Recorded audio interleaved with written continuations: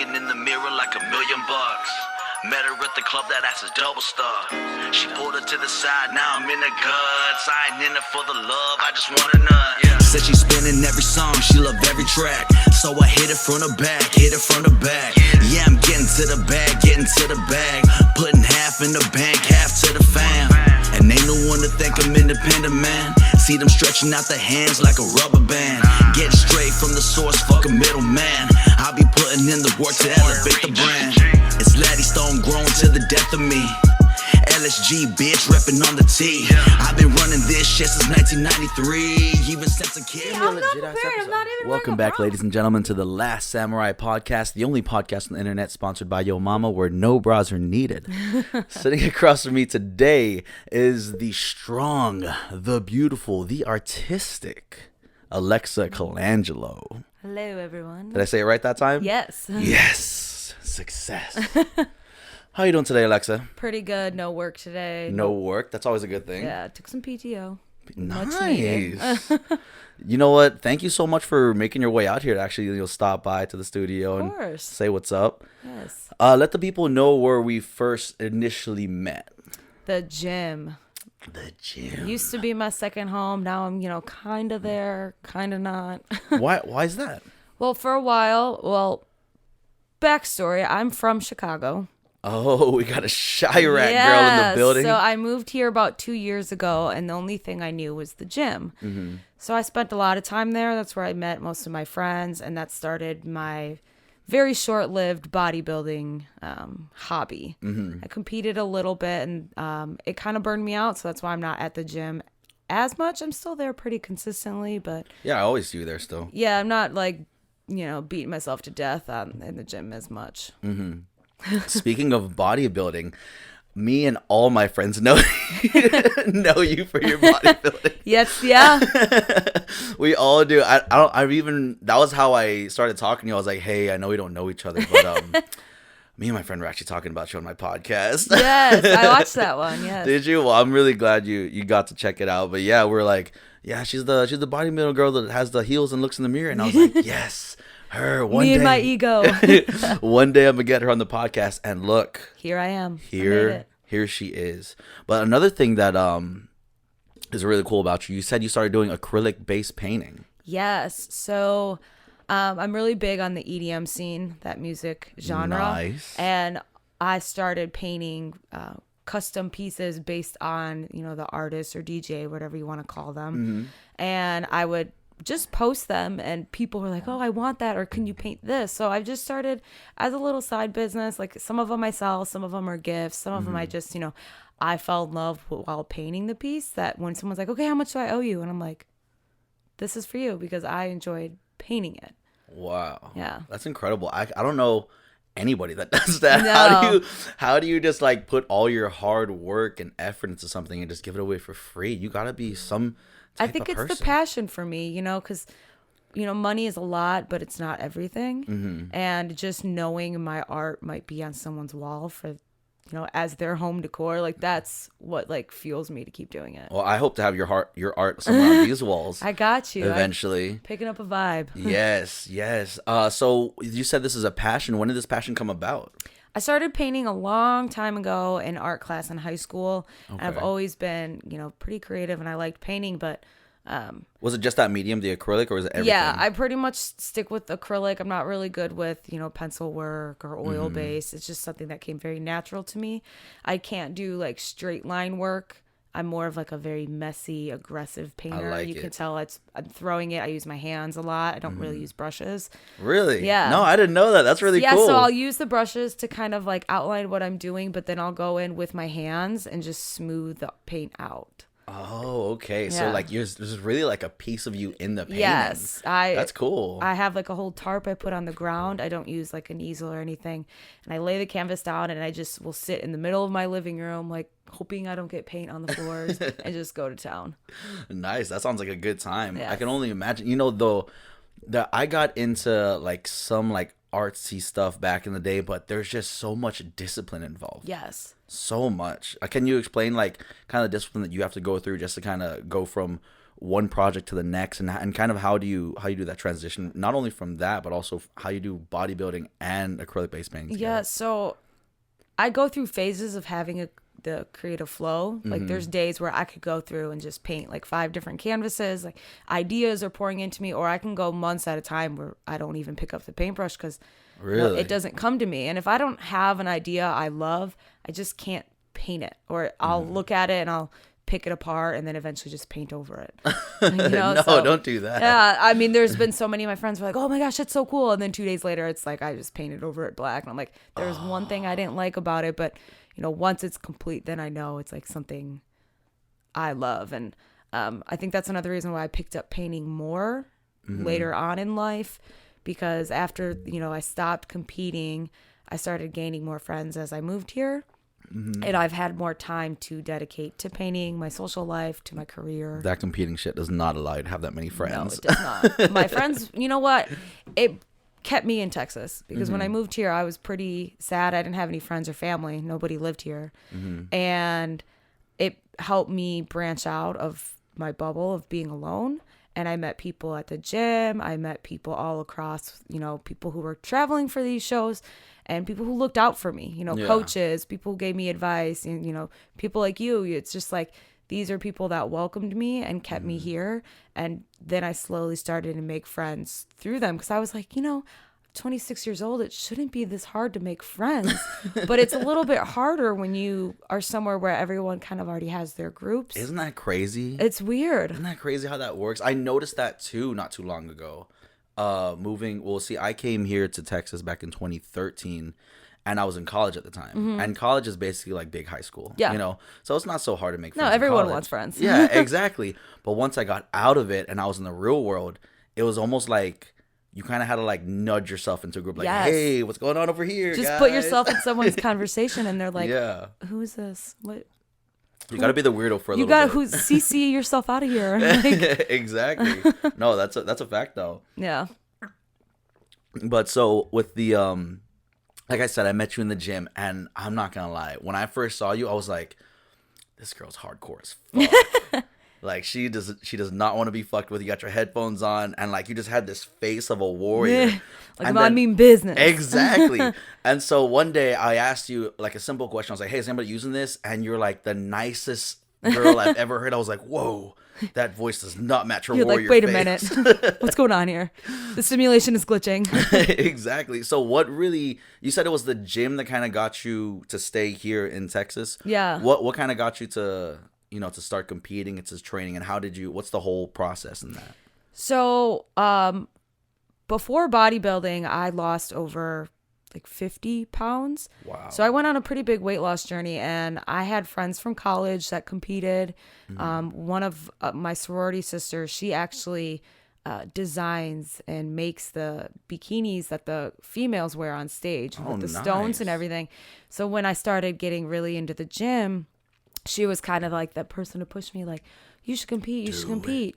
So when I moved here, I don't even know, we were messaging on Instagram or something, and I was saying, I'm pretty lonely, like all I have is the gym, and she was like, just compete, you'll make friends from it. And I loved the process, and before I knew it, I just started like meeting all these people, and not even just competitors, but like the whole process of like having people like kind of like cheer me on is what kept me going, because it's a lot of work. Yeah, and you were dedicated. Yeah, you're counting calories, you're tracking your sleep, your stress, like minutes of cardio. Everything is very dialed in. That takes passion right there. It's a lot of discipline. I think the working out is easy. You can force yourself to go to the gym, and you can tape yourself down to the treadmill for 40 minutes, but it's, the eating and making sure you don't just, I can quit for a second, because that 1 second could affect how you'll look on stage. Right. And then you're going to look back if you didn't win and go, ooh, that 1 second, I ate that one cookie. You always got that one cookie just lost my trophy. Oh, yeah. Speaking of which, how did you place in your first show? So my first show, I got, so they break everything down in height classes. Okay. Right? And then there's your novice category, which is, your first time competing. So in novice, any height, I got first. Nice. And then in my height class, I also got first. So then Oh, they throw you to the wolves after you get first, right? So everyone who wins in their height class, they go for the overall. And it's every first place category against each other. And they kind of move you around and decide who you win. I don't know the official placing on that. I think there's 4 of us at the first show I went to. I think I was either 3rd or 4th in there. But still, just for like self-coached. Yeah. Completely did it on my own. I was like, oh, this is so cool. Let's go eat. That's incredible. You were self-coached? You didn't have a coach? The only coach I had was I had a posing coach. Her name is Tana. She lives out in Plano and Dallas area. Shout out to Tana. Yeah, she's a IFBB pro. Great if you're looking for posing coaches. Nice. But yeah, I did all the training and nutrition on my own. That's incredible. So what did you just research? All right, what's good for... The internet is a great tool for a lot of things. I mean, you can virtually find anything. Reddit boards will have anything you need to know. People, do this, don't do this. And there are books out there and YouTube videos. I just would sit there and watch it and take notes and kind of just trial and error. Like, I knew in my head, okay, I need to lose weight to get on stage and be lean. Yeah. So I'm going to just do this with my diet. Oh, this didn't work. Try this. Try eating a little bit cleaner. Right. So, but it was difficult, but it was fun. So like every Sunday I sat down with pen and paper, was writing it all out, like planning my week and just go week by week. It's incredible how that's fun to you. Not anymore. No, not anymore? No. Oh, so what? Are you just more like relaxed now? You pretty much just go there to stay in shape? Yeah. Go to the gym and stay in shape? As much as I love the process, it was really tested and really pushed myself. I just don't know. I don't have any ambition to go pro. And that's a lot of traveling. It's a very expensive sport. Oh, for sure. And I'd rather be in the gym for overall health and wellness and work on my mind and body and spirit rather than just, I look really great. Check out my fake tan.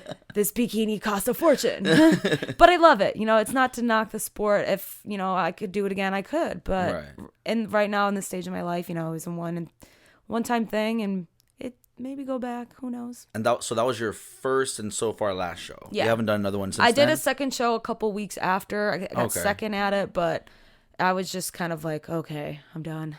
I need to get back to already. Yeah, I need to get back to normalcy. I need to enjoy the gym where it didn't feel like a chore. How was that burger and donut after though? Oh wow. Let me tell you. Everything. Like you could have literally gave me like a piece of cardboard. I'd be like, this is great. Some salt on it. Yeah, you guys go on the craziest diets, man. So strict. Like, yes. what were you like? Basically, what were you eating? My main food, I ate a lot of oats, peanut butter, so I would mix it in there. Rice, pretty much all vegetables. Brown rice, red rice? Didn't really make a difference. I picked rice for preference, white rice. I liked ground turkey, chicken, eggs. I ate fruit for a while in the beginning, and then I cut it out. And I just the sugar. Yeah, it doesn't really make a difference. Sometimes it just depends on your body. So I kind of just would judge it each week. Like, all right, this made me feel a little bit more bloated.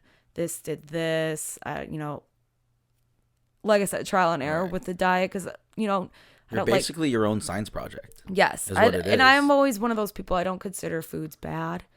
So some people can eat completely normal and just cut the calories down while they're competing, and some people eat super clean. It just depends on how you react. I was in a weight loss challenge at work, and that's basically what I did. It wasn't really a matter of what I was eating, it was the amount of calories. And so what I did, I was like, okay, I think, what was it, 5,000 calories or 3,000 calories to lose a pound? Do you know? It's just variable. It depends. I don't know. I think it was Wait. Hold on. I know this because this is gonna make sense. It's gonna make sense when I say it out loud. Okay, so I believe.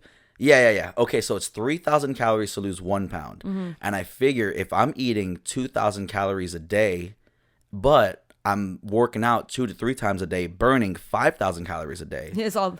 Yeah. The symbols are moving around your head. Exactly. I was like, okay, so that means I'm burning 3,000 a day, so I'm losing about a pound a day, which worked, and it was great. But like you said, it was all about discipline and, staying on top of that. Literally, as soon as that competition was over, I got the check, I won, whatever. I went straight back to eating like regular. Your And body it was- bounces back quick. Oh, It knows. It was like in a matter of weeks. Yes. What was the point of all that? You So know, like post competing, a lot of people, it's very popular seen amongst the females. It does happen to the guys, but it's all about discipline.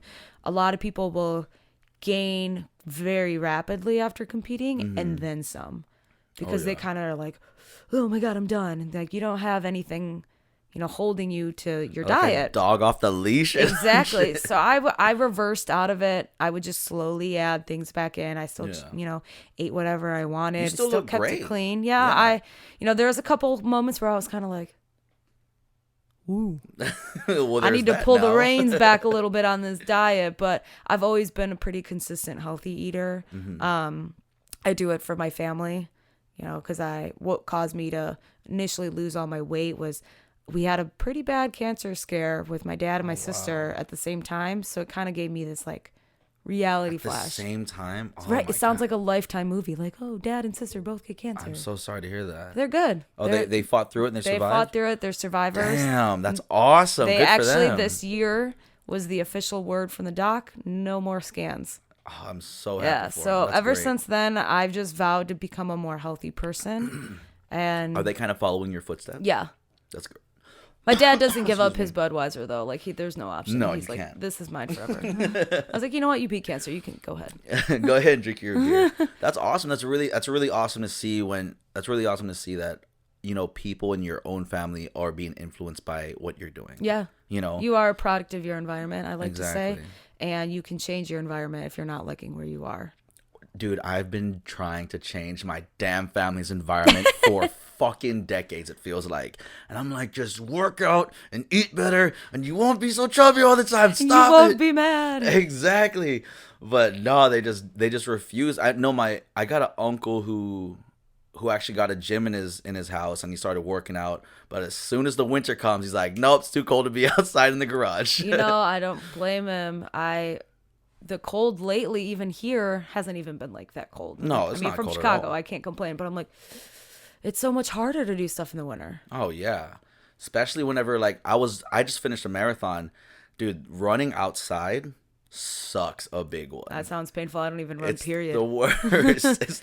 I see you on the stairs a lot. The You're always on stairs, or I'll do some incline walking because I can do some online shopping at the same time. Oh yeah, you can do that. Creeping on Twitter, see what everyone's up to. There's times though when I would tell myself like, fuck it, just go run in the treadmill inside, but it's not the same. No. Like you're not feeling. I like the change of scenery. So when I lived back home with my mom, we lived really close to Lake Michigan. So our thing was we would walk, and I just love walking outside. Like you get the scenic views, but like when you're on a treadmill, you're just kind of watching that time tick away. Like and people around you. yes, and I swear you could be the only one on the treadmill, and someone's gonna pick the one Right next to you. and you're just like, Yes. really, really. Yes. Watch. Next time I see you in the gym, I'm gonna be that guy who's like, "Yo, what's up, Alexa?" I just like can feel eyes looking at me. I'll be like, "Who? You? You'll be the exception of the rule." I'll be okay. Awesome. That's good. That's good to know. So, what initially brought you down here to Texas from Chicago? So I graduated college and was having a pretty hard time finding a job. Just the market wasn't good at the time. I swear people just took my resume and threw it in the garbage the minute I applied. So I was kind of getting a little down on myself. Would you living up graduate? there. Or like, what was your major? I majored in history and I double minored in political science and law enforcement. Oh shit! Are you gonna be a cop? No, I took some training courses and I'm just not cut out for it mentally. What? Yeah, so I stuck with more of the legal side. Oh, okay, gotcha. So when I was looking for jobs up north, I wasn't happy. I didn't like where I was. It's expensive. Chicago and the suburbs are a very expensive place to live. My parents were moving to Florida, so it was either follow them or, pack your bags and go. So I knew a bunch of people that were transferring with their companies down to Texas because the Irving area specifically is opening up a lot of corporate headquarters, like little satellite versions. So they're like, just apply, like at least you'll know like of people there if you need anything. So I applied, went through a whole little like Skype interview, phone interview, and I got a call and they're like, okay, we're based in Irving, Texas. Can you move in 2 weeks? Oh shit! Mind you, I've never been to Texas. I don't know anyone in Texas. No friends, no family. And I was like, That's Mom, insane. can I move to Texas in 2 weeks? And she's like, I guess. Like, so I literally packed my bags up and I haven't looked back. A lot of people don't know or cannot relate to what you're talking about right now because not many people move out of where they grew up, It's where hard. they grew up from, especially to a land where they've never been to, don't know anybody there. It's That's terrifying. ridiculous. Yeah. Yeah, and so many people will be like, "You're so brave for that." Oh, for sure. And You are brave for that. for a few months, I mean, I'm not gonna lie, I was depressed. I was sad because it's like, okay, I can't just like wake up and go get coffee with my mom anymore. Like, I don't have my friends down the road. Like, I got to start over. And I almost left. I was like, I made the worst decision of my life. What was it, like 2 months in? You're like, fuck it, I'm Yeah, out the of here. nostalgia of everything being new was finally wore off. I moved here in August, so then all of a sudden it was like holidays season. So it's like, Merry Christmas, be with your family, cherish your loved ones. And I was like, I'm alone. There's tears in my pillow. And then, that's when I hopped into bodybuilding and everything started kind of just paving its path for me here. Now I won't leave. Sorry, Mom. I'm here forever now. This is it. This is your home. This is your stomping ground now, huh? Yes. Was it you live in Arlington, right? Yep.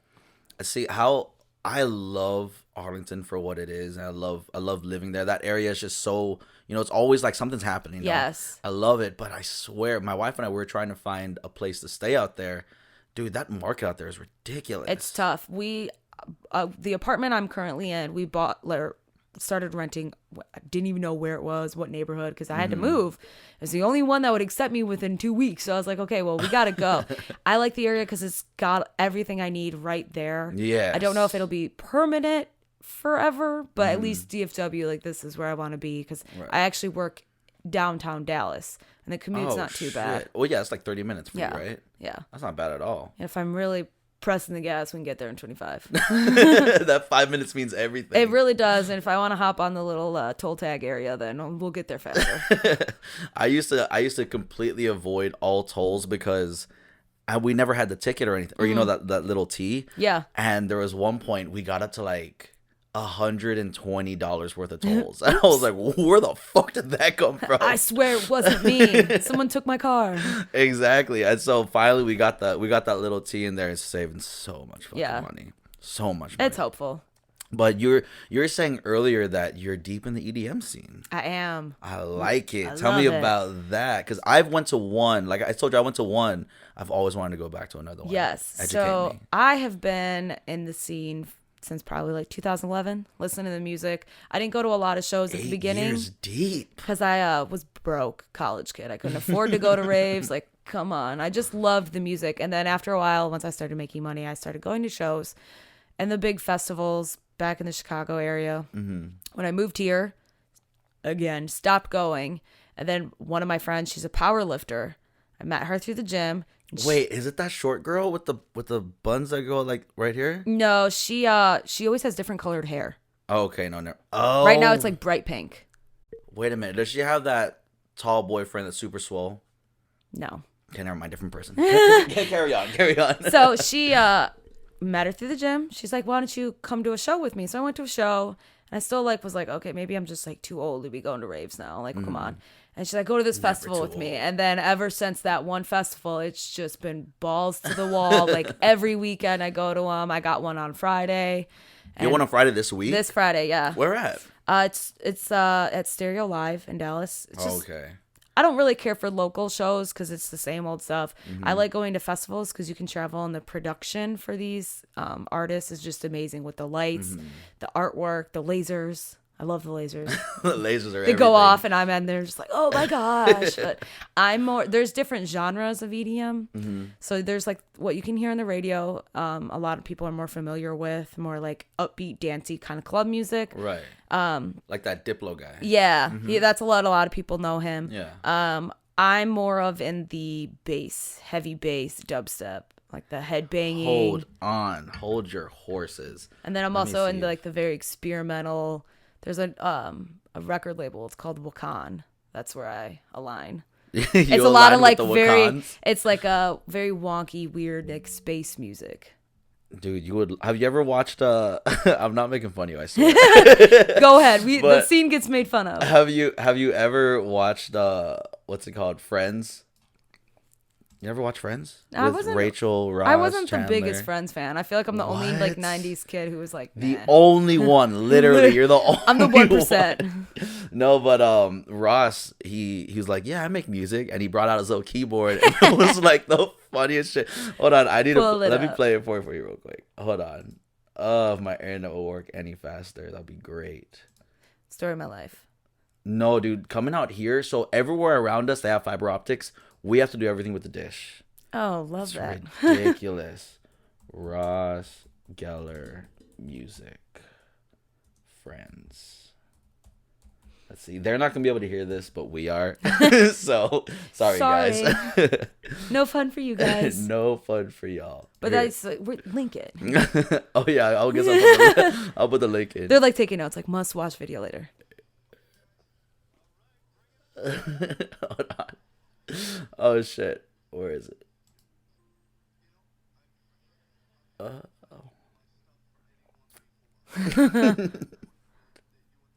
When I grew up, I thought this was dubstep.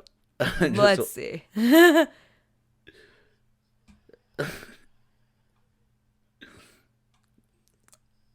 Oh my god, just play.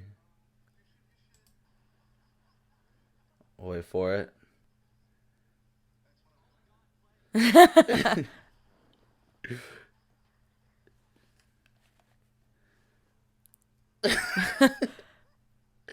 I thought it was just a dog bunch bark. of noises. You know what? Some EDM music is just a bunch of noise sometimes. Like there is just like even I'll be listening to it and I'm like, did I really just like get down with my bad self to like a horse noise? Like, did that just happen? It did. And that's what I thought this was for the longest time. I was like, oh, that's EDM. Okay. Yeah, there's definitely some like I was talking to my friends about it the other day and I was like, do you guys think like people like if this song were to play on the radio, what do you think people do? And they'd be like, turn the radio off. If I didn't know what it was, like I'd be like, what is this? Oh no, I think when I first heard it, it was that song Sail. That was the first time I heard like an actual EDM song, and I fell in love with it then and there. It's a very fun community, I Yeah. think. I've made some of the greatest friends being there, and I just love going to festivals because one gives me an excuse to go travel to a new state, new city, country, and you're just going to meet all the same people who like the same music, That you do, yeah. and the community is very welcoming. Have you been to Coachella? No, I don't Is know that if a I ever goal? go. No, No? not really my scene. What isn't that? That's not EDM. That's just regular. They'll have some EDM play at it, Yeah. but they'll do like kind of a mix of it. So one of the festival I went to last year, unbelievable. It's called Lost Lands. I It's think I in saw you Ohio. post on It's it. literally designed around dinosaurs. Life-size dinosaurs, and they move That's and they dope. breathe and they like all of a sudden it'll like turn and look at you, and I was like, oh, okay, what's going on here? But Dude, the people on acid are freaking the having fuck a heart, out. I couldn't even. Ugh.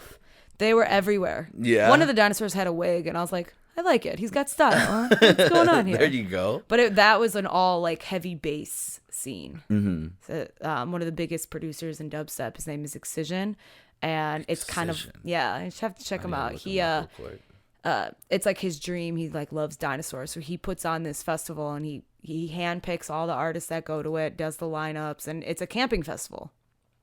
Oh, so how many days? Was it like 3 days? It's 3 days. Oh my god, I don't know how you do it. I Ew, could barely party was- for 3 hours. It was rough because it stormed in the middle of the night one of the days, Ooh. and we didn't put the tarp over the tent. You just got wet. So I woke up in a puddle, an actual puddle, and of course I'm laying there and I'm like, my hair's wet. And I was like, why is my hair wet? And I was like, my blanket is wet. Why is everything wet? Like, this is a nightmare. And I woke up and I Who was like, peed on me? like my phone is just floating in a puddle, and then it was like 90 degrees in about 20 minutes. So I was like, so we're drying everything out, right? And we're sitting in the car charging our phones, and this girl walks by and she starts laughing. I'm like, why is she laughing at all her stuff drying? Like everyone else is doing it. Somebody I don't even know if they were just like moving things around because we're trying to dry everything off, but like a box of like chicken tenders and fries on the hood of my car. So it looks like we were drying out our French fries. And I was like, that's why she's laughing at us. We just look like like idiots here. Hey, we're just hungry people with French fries. We don't waste fries in this house. No, we don't. Absolutely not. Yeah. So that was in Ohio in the middle of the summer. It was September around. September. So, festival season years ago used to be like a hard May through August. Now I swear it doesn't end because I got a festival at the end of December in Dallas. It's like an indoor It's just festival. year round now. Yeah, and it just doesn't stop. I'm like, how am I supposed to save money when I'm going to be, because I'm going to go to EDC, Las Vegas. It's like one of the biggest festivals in the world. Jesus. And that's in May.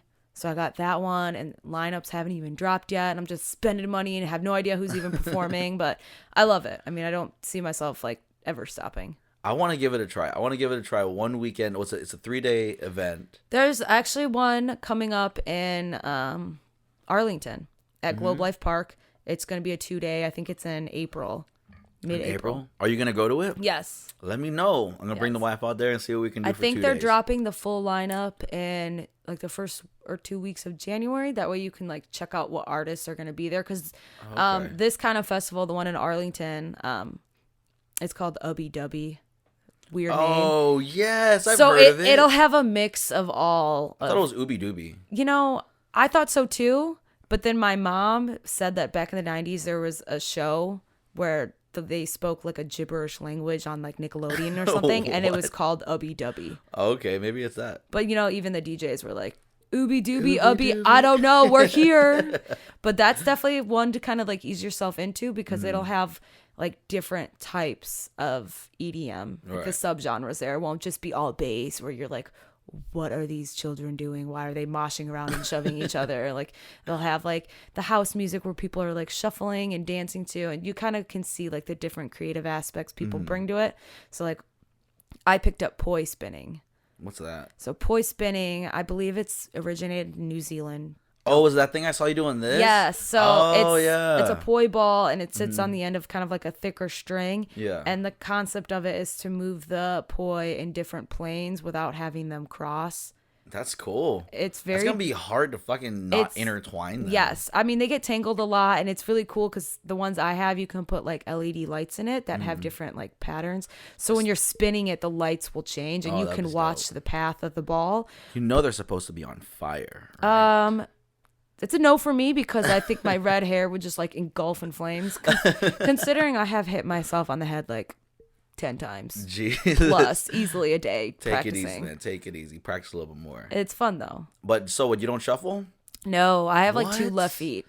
But I also don't really listen to music that you shuffle to. Yeah. Oh, okay. I see. So it's more of like, I don't even know how to describe it, but... Wait, I was looking it up earlier, but I asked you if you shuffle because my friend Linda, who's actually the one who brought us to our first show, she's like a shuffling queen. Yeah, some people are really, really good at it. And I just kind of stand there, and if I'm not like headbanging, which I don't really do as much, I kind of just like wobble. So this is the excursion or whatever. Or wait. Excision. Excision. Oh, I was right Lost there. Were you really? Yeah, like right, kind of a little bit behind those tents, because that's like where the sound area is. Oh, okay. So yeah, So this is the kind of music that you like. Yes. Excision I is could like one of definitely- the best like dubstep artists out there, and you know, biased opinion. But there's different, even more different. There's rhythm, and it's all defined on how they do their drops. Dude, I can totally feel that. I could feel like how that energy would definitely be, It's fun. electrifying out there with that Yes. music. And especially with just a little bit of Molly, that'll make everything so much better. Just really elevate everything. We don't, the EDM doesn't do drugs. I mean, No, not even a little bit. 0. We don't tolerate that. No, we don't. We're fucking angels. Except when you see the lights come on at the end of the venue and you're like, what's going on with these kids? Get them out of here. Well, hey, will I ever be able to get a chance for you to get me a piece of artwork in here? Absolutely. Well, so this is my ideas. So this picture right now where you see us, or you're over there with this in the background, I'm here. Mm-hmm. What do you think about drawing like this right here? I don't know if I could do it because it's a lot of straight lines. So just make them crooked lines. Just crooked lines. Just have crooked lines everywhere. This is someone Fuck it. who is tripping painted this. Like, the table is just Exactly. moving. No, I mean, I thought that, or anything that has to do with like the Last Samurai podcast. I could do that. I could probably paint something like that. Nice. That would be so dope. Yeah, and put like names and stuff on it. Well, I just want to thank you so much for coming out here and taking the time. Absolutely. It was fun. Can I expect to see you here again down the line? Of course. And My life is ever changing. What should we be looking forward to in the future? Some more shows, some more art, another EDM show. What should we be looking forward? Yeah, I definitely got a lot of festivals planned. Maybe talk about, I am advancing in my career a little bit, so maybe go that route. We'll see. Wait, your career you said it earlier, but I work at a law firm. At a law firm? Yes. Nice. In the legal world. My wife she's a paralegal at an immigration law firm. Nice. Why did we not talk about this? Because work is boring and no one likes work. It just pays the bills. Work is boring. You're right. So yeah, we're definitely looking forward to hearing from you again down the line. Thank you so much for stopping by. Yes, absolutely. And to everybody out there, peace. Yo. Dude, I just noticed we didn't turn the fucking light on. Nice and dimmed out. Oh, shit. They don't need my skin reflecting. Dude, you gotta be kidding me. Hey, are you ready, Mrs. Colangelo? Let's rumble. Listen up. You're gonna hear a couple beeps, and then we're gonna get this show on the road.